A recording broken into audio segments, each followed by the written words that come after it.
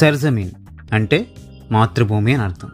పేరుకి సర్జమీన్ అని పెట్టుకున్న యాక్చువల్గా ఈ మూవీ లాస్ట్ ఇయర్ వచ్చిన తలపతి విజయ్ గోటు మూవీకి పర్యాయ పదంలా ఉంటుంది.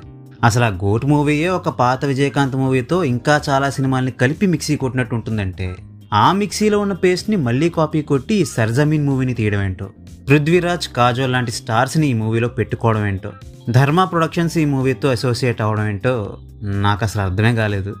సరే కాపీ కొడితే కొట్టారులే, అసలు ఈ మూవీ ఎలా ఉందో ముందు చెప్పరా బాబు అంటే ఈ సర్జమీన్ అనేది పెద్ద సర్దర్ద్ మూవీ. డ్యూరేషన్ తక్కువే ఉన్నా ఓటీటీలో ఎక్కడ పడితే అక్కడ ఆపి చూసుకునే ఆప్షన్ ఉన్నా కూడా ఓపిక్గా కూర్చొని ఈ మూవీని చూడడం చాలా కష్టం. ఒకవేళ ఎలాగోలా ఓపిక చేసుకుని ఈ మూవీని చూసినా కూడా ఈ మాత్రం స్టోరీని చూపించడానికి ఎంతలాగెందుకు చేశారా బాబు అనిపించేలా ఉంటుంది ఈ మూవీ.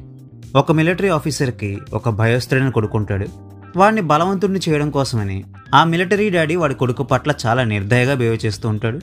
ఈ కారణంగా ఆ తండ్రి కొడుకుల మధ్యలో దూరం పెరుగుతూ ఉంటుంది. ఇటువంటి పరిస్థితిలో మన మిలిటరీ ఆఫీసర్ మీద గ్రడ్జ్ పెంచుకున్న పాకిస్తానీ టెర్రరిస్టులు ఇదివరకే ఇండియన్ మిలిటరీకి దొరికిపోయిన వాళ్ళ లీడర్ని విడిపించుకోవడానికి మన ఆఫీసర్ యొక్క భయోస్త్రుని కొడుకుని కిడ్నాప్ చేస్తారు.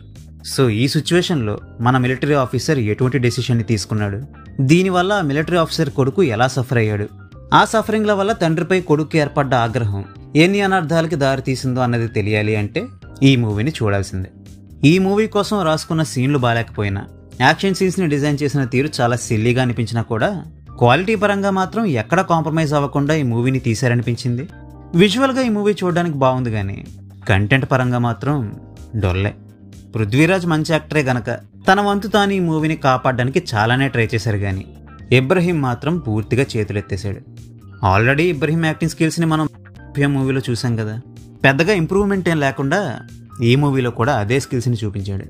అప్పటికీ మనోడి సంగతి తెలుసు కాబట్టి ఎక్స్ప్రెషన్స్కి పెద్దగా స్కోప్ లేని క్యారెక్టర్నే ఈ మూవీలో తనకిచ్చారు కానీ దానివల్ల ఇబ్రహీంకి కానీ ఈ మూవీకి కానీ ఒరిగిందంటూ ఏమీ లేదు. అయినా ఇది ఇంకా సెకండ్ మూవీయే కదా, మేబీ ఫ్యూచర్లో ఇంకా బెటర్ అవుతాడేమో, చూద్దాం.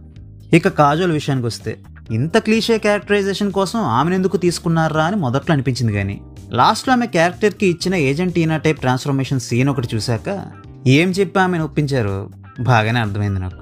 బట్ ఫ్రాంక్గా చెప్పాలంటే ఆ ట్రాన్స్ఫర్మేషన్ సీన్ ఏదో బలవంతంగా ఇరికించినట్టుంది కానీ ఏ విధంగా కూడా అదొక మంచి ట్విస్ట్ అన్న ఫీలింగ్ కలగలేదు నాకు. సో ఇప్పటి వరకు నేను చెప్పిన దాన్ని బట్టి ఈ మూవీని నేను మీకు రికమెండ్ చేయట్లేదన్న సంగతి మీకు అర్థం అయిపోయి ఉంటుంది. అయితే ప్రెజెంట్ ఈ మూవీ హాట్స్టార్లోనే స్ట్రీమ్ అవుతుంది కాబట్టి ఒక లుక్ వేస్తామనుకుంటే వేయండి.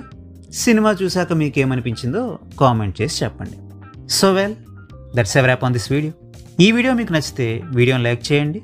మరిన్ని వీడియోస్ కోసం ఛానల్కి సబ్స్క్రైబ్ చేసుకోండి. We will meet you next video. Thanks for watching.